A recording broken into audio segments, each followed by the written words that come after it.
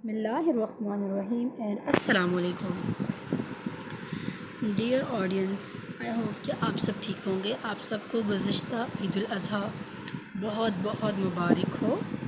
अल्लाह पाक हम सब की कुर्बानियों को अपनी बारगाह अक़दस में कबूल व मकबूल फरमाए और अल्लाह पाक जो है हमें सुन्नत इब्राहीमी पे और वो जो बातें थी बाप बेटे के दरमियान थी उन पे अमल करने की तौफ़ीक़ अता फ़रमाए। साथ ही गोश्त की पिक्चर्स थी, कुछ मैं आपके साथ शेयर कर रही हूँ कि अगर हम हिस्सा डालते हैं दावत इस्लामी में तो वहाँ पे इस तरह जो एक प्रॉपर सिस्टम से जो है ना जो हमने किया तो आता है। तो जहाँ भी आप डालें अल्लाह पाक जो है वो आपकी कुर्बानी को इस तरह अपनी बड़ी बारगाह अक़दस में कबूल व मकबूल फरमाए। तो आज हम अपने टॉपिक की तरफ आते हैं। जो आज का हमारा टॉपिक है वो अल्लामा इक़बाल ओपन यूनिवर्सिटी के स्टूडेंट्स का भी है और ये बहुत अच्छा टॉपिक है और इस पे अक्सर क्वेश्चंस आते हैं। Educational psychology, what is educational psychology? Educational psychology is a scientific discipline that is concerned with understanding and improving how students acquire a variety of capabilities through instructions in classroom settings। जो सारी अंग्रेज़ी है इसका ये मतलब है कि जो एजुकेशनल साइकोलॉजी वो डील करती है कि हमने कैसे इम्प्रूव करना है बच्चे की कैपेबिलिटीज़ को, ठीक है। हमने कैसे चेंज लेके आना है अपनी इंस्ट्रक्शंस में, क्योंकि हमने क्लास में जो है बच्चों को इम्प्रूवमेंट के लिए जो है ना वो काम करना है। बेसिकली टीचर का काम क्या है, आपको एजुकेशनल साइकोलॉजी इसीलिए पढ़ाई जाती है कि आप बच्चे के साथ जो है वो काम करें और अपनी इंस्ट्रक्शंस में चेंज लेके आएँ। अगर बच्चा एक मेथड से कोई चीज़ नहीं याद कर रहा, फॉर एग्ज़ाम्पल डाइजेस्टिव सिस्टम की समझ नहीं आ रही एक मेथड से, आप जो है वो पिक्चर्स के थ्रू करवा दें उसको, वहाँ पे आप उसको एक एक लेबलिंग के ज़रिए जो है वो बताएंगे। तो इस तरह जो है वो हम जो है इम्प्रूव कर सकते हैं बच्चों की कैपेबिलिटीज़ को, ठीक है। और इंस्ट्रक्शंस में आप चेंज लेके आएंगे तो भी बच्चे में जो है वो इम्प्रूवमेंट जो है वो आपको नज़र आएगी। वो हम नेक्स्ट बात करते हैं। ये एक डेफिनेशन एजुकेशनल साइकोलॉजी की ये आ गई। दूसरी डेफिनेशन ये है, it is that branch of psychology which deals with teaching and learning. B.F. Skinner जो है वो एक साइकोलॉजिस्ट ने दी है कि ये डील करती है टीचिंग और लर्निंग के साथ, ठीक है, ये ब्रांच साइकोलॉजी की। फिर जो है वो क्राउ एंड क्राउ ने इसको एक्सप्लेन किया, it describe and explain learning experiences of an individual from birth through old age. जो क्रो एंड क्रो ने इसको एक्सप्लेन इस तरह किया कि उन्होंने कहा कि ये वो है कि जो है ये इंडिविजुअल डिफरेंसेस हैं लर्निंग के, ठीक है, बर्थ से ओल्ड एज तक जो है बंदा एक्सप्लेन करता है। और पील ने एक्सप्लेन किया इसको कैसे, it helps the teacher to understand the development of his peoples, the range and limits of their capacities, the process by which they learn and their social relationship, ठीक है। पील ने इसको एक्सप्लेन किया कि ये बेसिकली जो स्टूडेंट्स की development होती है ठीक है उसके बारे में है और जो उनके अंदर कैपेबिलिटीज़ हैं उनके बारे में है, और स्टूडेंट्स का आपस में जो सोशल रिलेशनशिप है उसके बारे में जो है वो डील करती है हमारी ये ब्रांच एजुकेशनल साइकोलॉजी, ठीक है। तो ये हर एक की अपनी एक राय है। कोई इसको लर्निंग एक्सपीरियंसेस की बात करता है, कोई सोशल रिलेशनशिप की बात करता है, कोई जो है वो लर्निंग एक्सपीरियंसेस की बात करता है। Educational psychology is the branch of psychology in which findings of psychology are applied in the field of education. It is the scientific study of human behaviour in educational setting. हम human behaviour को study करते हैं educational setting में, इसलिए इसको educational psychology का नाम दिया। According to Charles E Skinner, educational psychology deals with the behaviour of human beings in educational situations. और चार्ल्स ई स्किनर ने इसको एक्सप्लेन किया कि हम जो है वो एजुकेशनल साइकोलॉजी डील करती है ह्यूमन बिहेवियर को एजुकेशनल सेटिंग में, जो बच्चे का क्या बिहेवियर होता है क्लास में, क्लासरूम में, ये ऑब्जर्वेशन जो है वो एजुकेशनल साइकोलॉजी के थ्रू बेहतरीन तौर पे ली जा सकती है और वहाँ से हम स्ट्रेटजीज़ को उठा सकते हैं कि जो है अगर बच्चे पर ये स्ट्रेटजी काम नहीं कर रही तो हम कोई और स्ट्रेटजी की तरफ मूव ऑन करेंगे। तो एजुकेशनल साइकोलॉजी बेसिकली जो है वो यूँ डील करती है। और इसमें जो है वो हम नेक्स्ट हम बात करेंगे कि एजुकेशनल साइकोलॉजी और स्कोप ऑफ जो है वो एजुकेशनल साइकोलॉजी, इसका स्कोप क्या है इस सब्जेक्ट का। अब देखते हैं scope of educational psychology. Learner of प्यूपिल, ठीक है, बच्चे का बिहेवियर समझ आता है इससे, टीचर का बिहेवियर भी, learning and situation and environment, learning experiences, learning process. ये जो 5 चीज़ें हैं ना, इनके गिर्द घूमती है हमारी एजुकेशनल साइकोलॉजी, ठीक है। और इसमें कुछ और चीज़ें भी ऐड कर सकते हैं हम। इसमें कॉग्निटिव प्रोसेस की बात भी होती है, ठीक है। एरियाज़ हैं, एरियाज़ ऑफ एजुकेशनल साइकोलॉजी, इसके कौन कौन से एरियाज़ हैं? Cognitive learning behaviour, cognitive and language development, ठीक है। और ये सब जो है वो एरियाज़ हैं एजुकेशनल साइकोलॉजी के, ठीक है। आगे हम बात करते हैं nature of educational psychology. Nature is scientific and it has been accepted that it is the science of education. We can summarize the nature of educational psychology in the following ways. Educational psychology is a science. Educational psychology is a natural science. Educational science is psychology is a social science. Educational psychology is a positive science. Educational psychology is an applied science. Educational psychology is a developing और growing science, ठीक है। हम जो इसकी nature के बारे में बात करते हैं, इसकी नेचर में ये सब चीज़ें आती हैं। इसको हम साइंस भी कहेंगे, नेचुरल साइंस भी कहेंगे, इसको हम पॉजिटिव साइंस भी कहेंगे, इसको हम अप्लाइड साइंस भी कहेंगे, और इसको हम डेवलपिंग और ग्रोइंग साइंस भी कहेंगे। क्योंकि अक्सर जो है वो ओपन यूनिवर्सिटी के जो स्पेशल एजुकेशन है स्टूडेंट्स का जो है ना, what is educational psychology, what is the scope of education, ये क्वेश्चन पेपर में जो है वो आता है। तो आपके पास ये नोट्स होंगे, हैंड आउट्स हैं ये, ठीक है। आपको यहाँ से जो है वो इजीली जो है वो इन्फॉर्मेशन मिल जाएगी और आप इजीली जो है वो पेपर अटैम्प्ट कर सकते हैं। 20 मार्क्स का क्वेश्चन होता है, तो बेहतर है कि उसमें जितना आप material to the point add करेंगे। खाली पेजेस भरने से आप मार्क्स नहीं मिलते, तो टू द पॉइंट बात करेंगे तो आपको मार्क्स भी अच्छे मिलेंगे। W. Kelley 1941 explain the nature of educational psychology, ठीक है। उसने nature of educational psychology explain की। A knowledge of the nature of child, ठीक है, ये हमें बताती है educational psychology. To give understanding of the nature aims and purpose of education, to give understanding of the scientific methods and procedure which have been used in arriving at the facts and principle of educational psychology.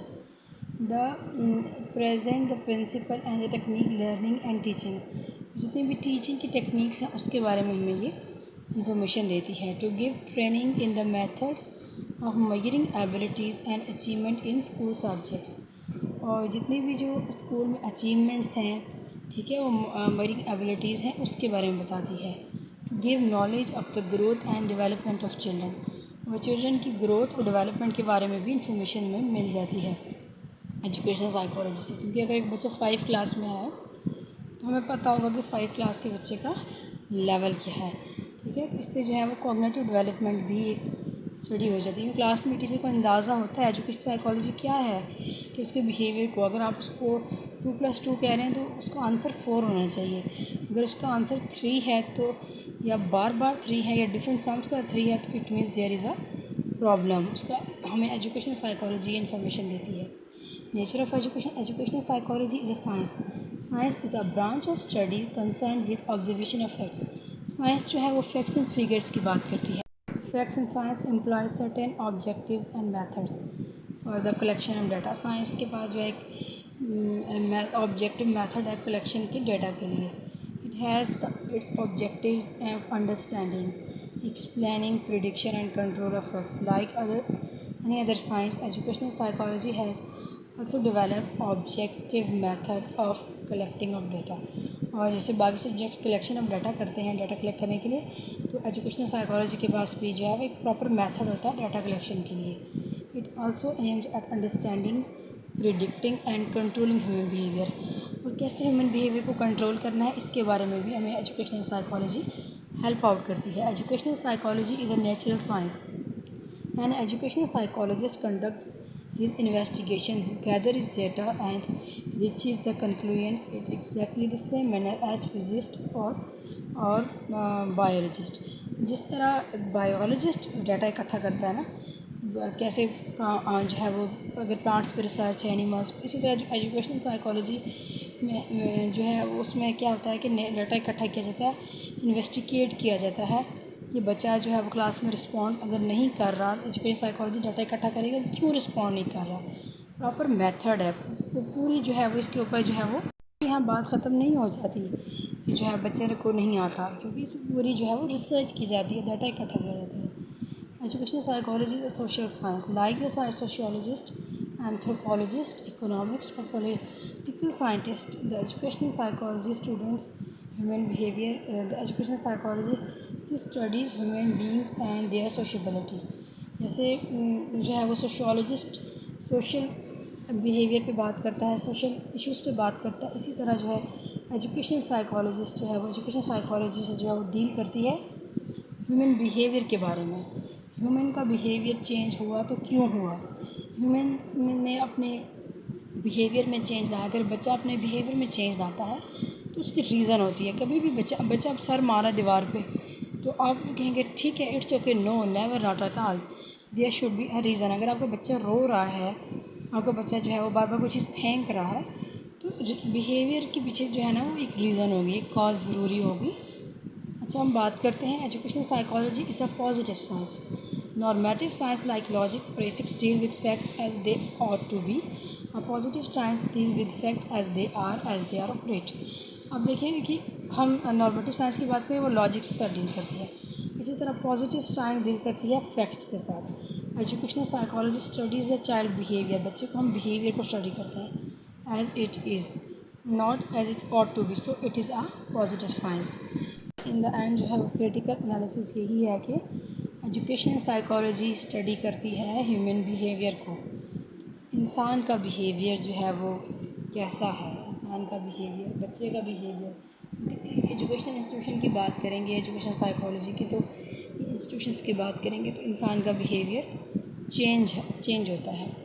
और change पे आपने खाली ये खुश नहीं हो जाना कि चेंज क्यों होता है, इसके बिहेवियर, इसके पास आपने रीज़न। एक बच्चे का पढ़ाई से बिल्कुल दिल उकता गया, ठीक है, पढ़ना छोड़ दिया, बुक्स बंद कर दी उसने, हाथ ही नहीं लगाता बुक्स को, तो आपने फाइंड आउट करना है कि ऐसा क्यों हुआ। बच्चा कितना अच्छा पढ़ता था, बच्चा जो है वो बुक्स को हाथ नहीं लगाता, बुक्स को देख कर उसको बुखार चढ़ जाता, तो आपने इसके पीछे जो है कोई बिहेवियर की रीज़न होगी। या तो उस सब्जेक्ट को टीचर ने उसको मारा होगा, ज़रूरी नहीं मारा हो, क्या पता उसका बैड एक्सपीरियंस हो, या उसके टेस्ट में बुरे मार्क्स आए तो उसको जो है वो डांटा गया, मतलब कोई ना कोई रीज़न होगी। ये तो मैं कुछ रीज़न्स बता रही हूँ, लेकिन रीज़न्स जो है वो वेरी भी करती हैं। तो जब भी बच्चों के साथ काम करें तो बहुत सिंसियरिटी के साथ जो है, एक आपको जो है वो सबसे मुश्किल है ह्यूमन नेचर को अंडरस्टैंड करना, इंसान के नेचर को जो है वो अंडरस्टैंड करना सबसे दुनिया का मुश्किल तरीन काम है। मैं अगर बीइंग स्पेशल एजुकेटर बात करूँ, बीइंग साइकोलॉजिस्ट बात करूँ, तो जिन बच्चों के साथ मैं काम कर रही हूँ आपको पता ही नहीं चलता 2 मिनट के अंदर बिहेवियर चेंज, ये बिहेवियर में चेंज आ गया, तो फाइंड आउट करनी पड़ती हैं रीज़न्स। एकदम से बच्चा क्लास में म्यूट हो गया, पूछना पड़ता है, क्योंकि अक्सर बच्चे बोलते नहीं हैं क्या हुआ ऐसा घर में, सडन डेथ हो गई किसी की, ये भी होता है अक्सर बच्चों के साथ। वो आपने जो है वो बिहेवियर की। और अब ये जो रेप केसेस अगर आते हैं, अब मैं आपको यहाँ पे एग्ज़ाम्पल देती हूँ, एक बहुत बड़ी और ये रियल लाइफ एग्ज़ाम्पल है कि हमारे अपने जानने वाले हैं, उनका बच्चा मदरसे नहीं जाता था, तो अब उसकी मदर को चाहिए था कि वो ये ढूंढे, इस बात के फाइंड आउट करे रीज़न कि बच्चा मदरसे क्यों नहीं जा रहा। तो बच्चे ने जो 3-4 दफ़ा मना किया कि मैं नहीं जाऊँगा मदरसे। एजुकेशन इंस्टीट्यूशन की बात हो रही है, देखिए एजुकेशन साइकोलॉजी यहाँ पे बहुत काम कर रही है। तो कुछ दिनों के बाद जो है बच्चे के साथ जो है वो फिज़िकली हरास किया गया जब उस मदरसे में उसके इमाम ने, तो ये बात समझ में आई। फिर उसकी मदर का फ्लैशबैक्स आए, उसने कहा कि मेरा बेटा वाकई मना करता था कि मैं मदरसे नहीं जाऊंगा। ये बहुत बड़ी एग्ज़ाम्पल है और ये मेरी रियल लाइफ की है, ये मतलब मेरे अपने जानने वाले हैं, उनके साथ ऐसा हुआ। तो खुदा रहा पहली बात है कि कोशिश करें आप बच्चे को ख़ुद कुरान पाक की तालीम दें, ठीक है।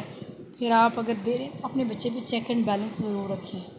भेज दिया कहीं पे भी, मदरसे भेज दिया, उसको बाद आप भूल जाएं, नहीं, खुदा रहा चेक एंड बैलेंस ज़रूर रखें। आज के दौर में, ये डिजिटल दौर में जो है वो हमें अपने बच्चों की हिफाजत ख़ुद करनी है। देखिए उस बच्चे ने हिंट तो दिया ना, वो बच्चा नहीं जा रहा था, हमें यहाँ पे इस पॉइंट पे चाहिए था कि फ़ाइंड आउट करते कि क्या रीज़न है। आराम से पूछते बच्चे से तो शायद वो बता भी देता कि मेरे साथ जो है वहाँ पे अच्छा सलूक नहीं किया जाता, या मुझे टच किया जाता है, या जो भी उसके साथ उस वहाँ पे बीती जाए थी तो वो आपको ज़रूर बता देता। Thank you so much. उम्मीद है कि आपका आज का टॉपिक आपको क्लियर हो जाएगा। दुआ में याद रखिएगा। अल्लाह हाफिज़ एंड अस्सलाम वालेकुम।